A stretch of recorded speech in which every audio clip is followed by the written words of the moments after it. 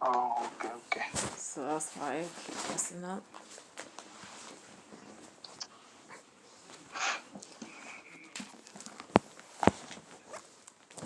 So in recent scripture,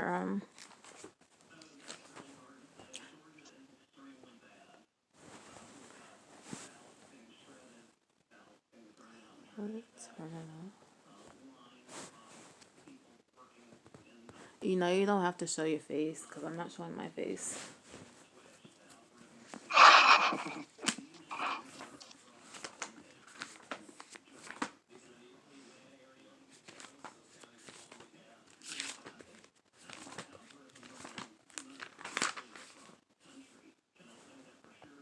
So,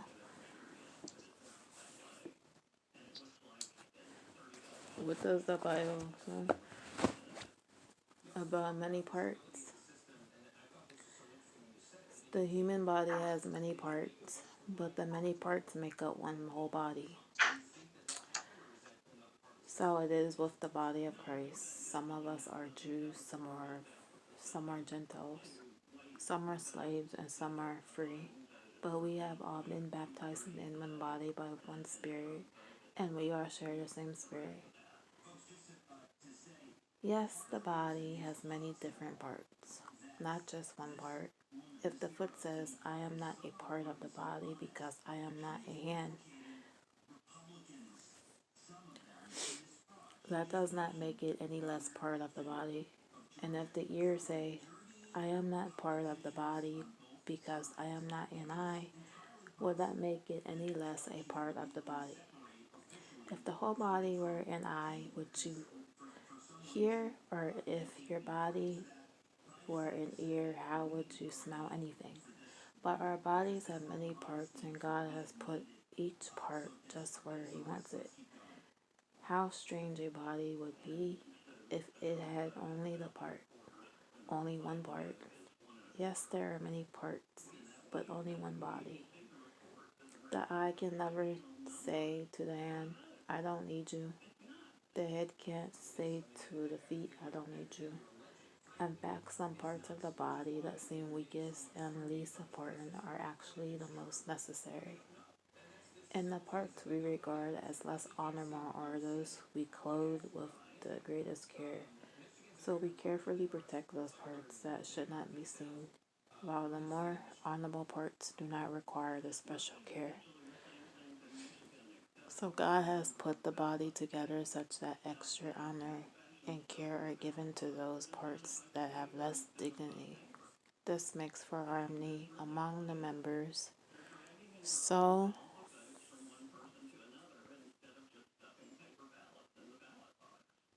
that all the members care for each other. If one part suffers, all the parts suffer with it, and if one part is honored, all the parts are glad. So, all Christians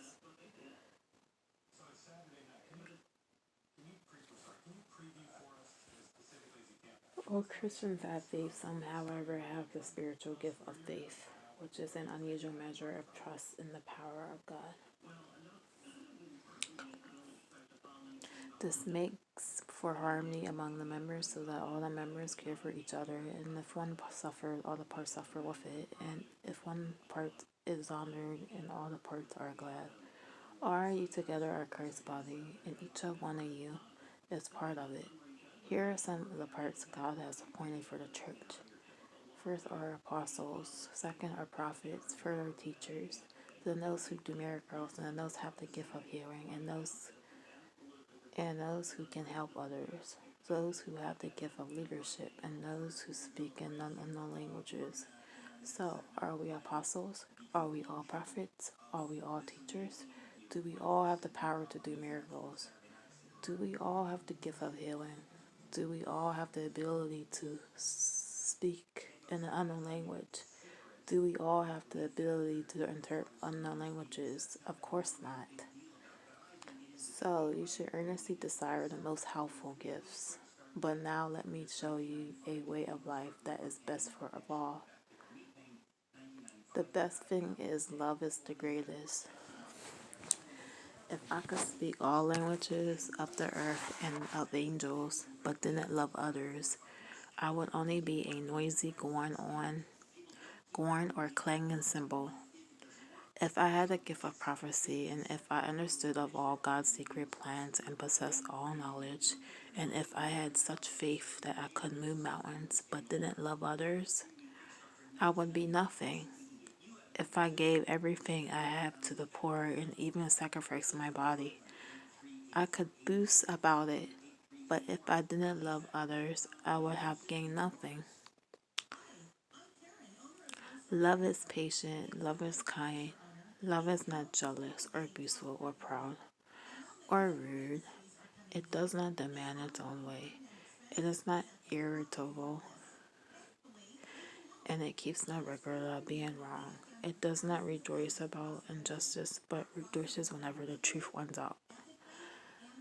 Love never gives up, never loses faith, is always hopeful, and endures through every circumstances. Prophecy and speaking in unknown languages and special knowledge will come useless, but the love will last forever.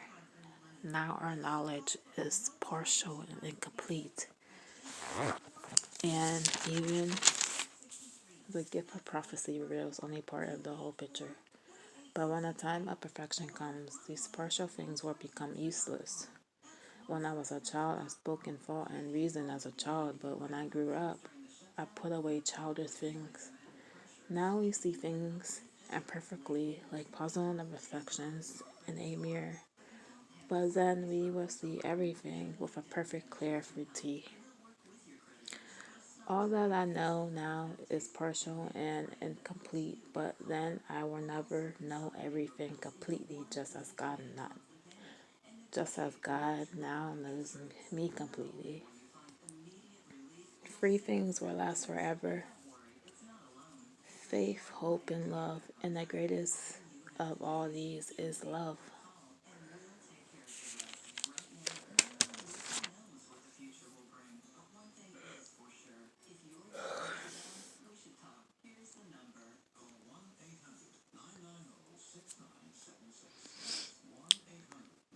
The most helpful gifts are those that are beneficial to the body of Christ.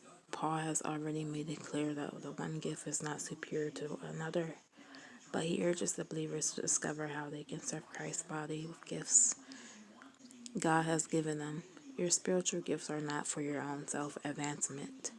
They were given to you for serving God and enhancing the spiritual growth of the body of believers. In chapter 12, Paul gave evidence of the Corinthian lack of love and the utilization of spiritual gifts. Chapter 13, 1 Corinthians 13, defines real love, and chapter 14 shows how love works. Love is more important than all the spiritual gifts exercised in the church body. Great faith, acts of dedication or sacrifice, and miracle working power have little effect without love. Love makes our actions and gifts useful. Although people have different gifts, love is available to everyone. Our society confuses love and lust unlike.